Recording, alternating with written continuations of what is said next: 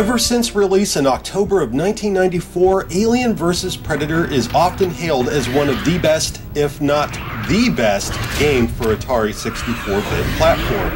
While it was destined for Lynx early on, development soon shifted to Jaguar.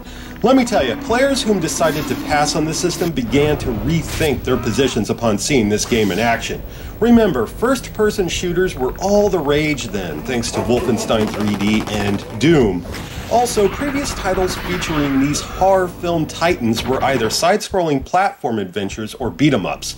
Never had we seen them brought to life with such realism. It was, in a word, amazing. The story is basically a simulation of events that transpired on Camp Golgotha, a training facility for the United States Colonial Marine Corps.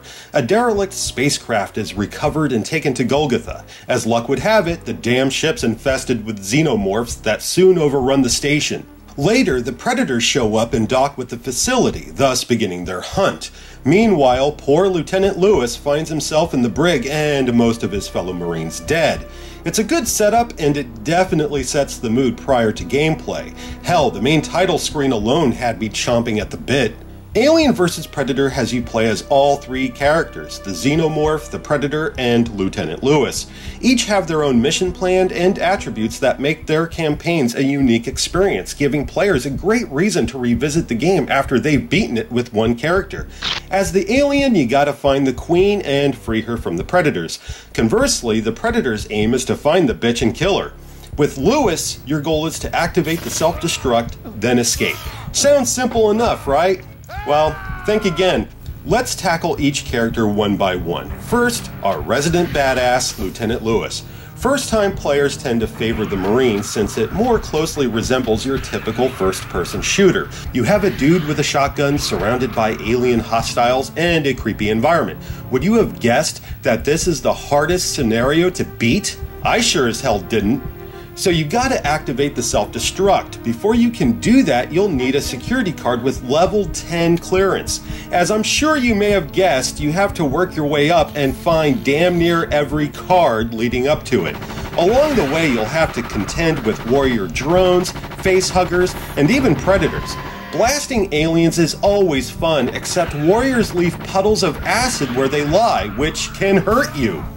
Since they like to appear behind doorways, you'll want to kill them as quickly as possible, but this proves problematic since you're going to do a lot of backtracking. Oh, don't even get me started on the air ducts. You see, Alien vs. Predator isn't a standard shooter. This is survival horror in a first-person perspective. Limited ammo and health items with lots of enemies and pitfalls. Also, the game grants you access to all 5 levels at the start. This includes the Predator's vessel on level 1 and the Derelict on level 5, giving players 7 large areas to explore in total. When playing as the Marine, you want to find these computer terminals and read the logs. Doing so will give you hints as to how you should progress. It's like, oh, I'll find that security card on level 2, I need to use the air ducts. This may take Doom veterans off guard, though it does work. Like I said, this wasn't meant to be non-stop action, it's survival horror. Don't you worry though, this little arsenal's not for show. You have the shotgun, a flame unit, the pulse rifle, and a smart gun. The shit will get hot and fast. Just beware of facehuggers. These fuckers are a pain to contend with because you can't fire your weapon once they latch on. If you're in a room full of enemies, this one campaign kept me busy for hours, searching all these floors, checking dead bodies for health items and keys, just thoroughly engrossed.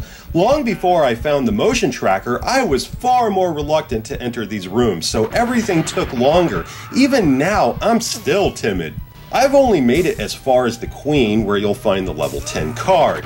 Your Highness is a damn sight more ferocious than her counterpart in Alien Trilogy. Fuck me gently with a chainsaw. Alright, now the Predator. In my opinion, Pussyface has an easier time of it. For starters, you can go anywhere you wish without having to fiddle fuck around with keycards, though you can't use the air ducts. Yeah, Marines and Xenomorphs only. The Predator's built like a brick shithouse, meaning you won't be needing as much health. That's another thing. The Predator collects food and health to be used later, meaning you won't be wasting a full kit to recover 5 measly units of life. Finally, there's the cloak. When I activate this fucker, it tickles my nerd bones something fierce. Even the sound effect is there, and it's awesome. Just like Predator 2, you have a multi-spectrum filter that adds to the immersion, although it doesn't really make foes or items stand out any better. Really, this is more for show than anything. Now, your whole objective is to kill the Queen. I'll tell you right here and now, that wrist blade won't cut it. You need stronger weapons, like the shoulder cannon.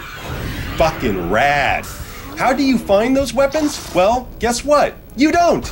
You're on the honor system here, meaning you need to hunt. So long as you make the kill while visible, points will be earned. If you're cloaked, points are taken away. That conflicts with the movie somewhat, doesn't it? Regardless, being on the hunt creates a different mindset. As the Marine, you often have to run away or try and avoid enemies entirely. As the Predator, this is your way of life right here. Watching Marines as they patrol corridors, just waiting for my moment to strike. It's quite thrilling, I gotta say. Eventually, you'll earn the combi stick and smart disc. Both are way stronger than the wrist blade. On the downside, you don't earn as many points for a kill. That's where you may want to rethink favoring one weapon over another, at least up until you earn the shoulder cannon. Now that you're fully armed, time to land the most dangerous game of all, the Queen. I'll be honest, I took the coward's way out on this one.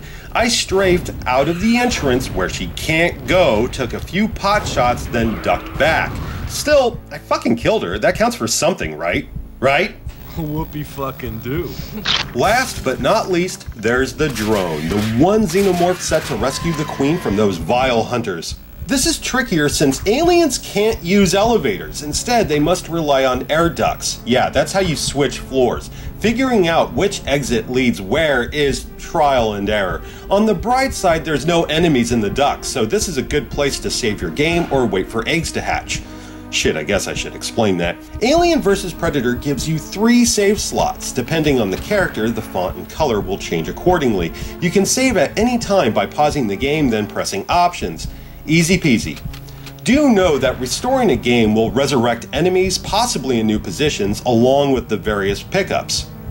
As for the eggs, yeah, that's how you're gonna win. Your first time playing as the Xeno will be brief because he's the weakest of the 3 and you will die. A lot. That's where the eggs, or cocoons, come into play. If you claw your Marine, he'll be cocooned when you walk over him. You can cocoon up to 3 times before you tap out, and no, you can't cocoon Predators. Once these bastards mature, you'll respawn there the next time you bite the bullet. This is a neat feature without a doubt, though it can be a pain when you've gone as far as level 2 only to die and warp all the way back to level 5. I was crushed when this happened because it took me forever just to make it that far. Still, so long as you don't turn off the game, all the enemies you've killed will stay dead. That makes the next run even easier. Playing as the alien made me feel somewhat invincible, like I can't really die, I just keep coming back. Combined with my speed, it's kind of surreal. The only thing that could have made this better is being able to run on the walls or ceiling like Alien 3. That's not a gripe, just saying it would have been cool. Obviously, I love this game to pieces. All 3 characters provide something different. If I'm wanting to feel scared or empowered, even unstoppable, then Alien vs. Predator has me well covered. There's tension whenever I open a door. I piss myself a little the moment I hear, yeah. but I can feel like the deadliest warrior in the galaxy when taking out a room full of Marines, or the most vicious killer in the known universe by punching my mouth tongue through a hunter's chest. Mouth tongue, God, that sounds wrong.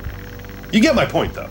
Now, the game does have some minor issues. I know some players complain that the layouts make little sense and that many of them look alike, but if you look at the production design in the movies, it's spot on. Also, you have a map. If you have a good sense of direction, you'll be fine. My problem lies with hit detection. It sometimes stretches beyond the boundary of the wall textures, like doorways, for example. I mean, look at this. What the hell am I hitting? It went right through him. Fuck, that's twice now. Ain't that some shit? This doesn't break the game in any way, but it can be frustrating when you've got a horde of monsters coming at you all at once. Visually, Alien vs. Predator looks phenomenal. Yes, the levels are simplistic in that there's no stairwells, elevated areas, or rounded corners, but this is consistent with the movies in most respects. On top of that, the wall textures are ridiculously sharp, as are the multi-sided enemy sprites. We're looking at digitized photos of miniature wall, floor, and ceiling tiles along with character models, adding to the realism. When I say sharp, I mean razor sharp. Look at the facehugger graphic here, then compare it to the one in Alien Trilogy. Hey, I'm impressed. I know some will bitch about the frame rate, and I feel it's unfair. Sure, it doesn't look as smooth as Wolfenstein 3D, though it fucking murders Doom on Saturn. Some visuals fall short. I kinda wish bodies exploded when hit with the shoulder cannon, instead of just, yeah. The sound effects are killer, really. It's almost CD quality. Voice samples are loud and free of distortion. The creature sounds are authentic, right on down to those eggs bursting open. Shit, even the doors sound like the genuine article. One thing that tends to split critics here is the lack of music. Yeah, there's score during the main menu as well as the end screens, but nowhere else. What we get is a low hum, as if you're surrounded by numerous energy sources and buzzing fluorescent lights. Some areas do sound different from one another, like the derelict or the hunter's ship. Some feel this makes the game slow and lifeless. It's like every other game has music, so why not this one? You know, I get it. However, in this instance, I feel it adds to the atmosphere. Not having that melodic wallpaper makes it feel as though I'm in the station, not playing a game. Look, I know this game isn't for everybody. For me, I think it's one of the best games ever made. There's some bias for I fucking love the source material, and I'm really feeling the Jaguar right now. Nevertheless, Alien vs. Predator had me by the balls for weeks. I'm still playing it. I've beaten it with the Predator and Alien already. I gotta beat it with Lewis. I want to ace this one like Resident Evil. That is how much I love this game. This is reason enough to own a Jaguar. If you don't agree, then fine, more for us. He just too bad.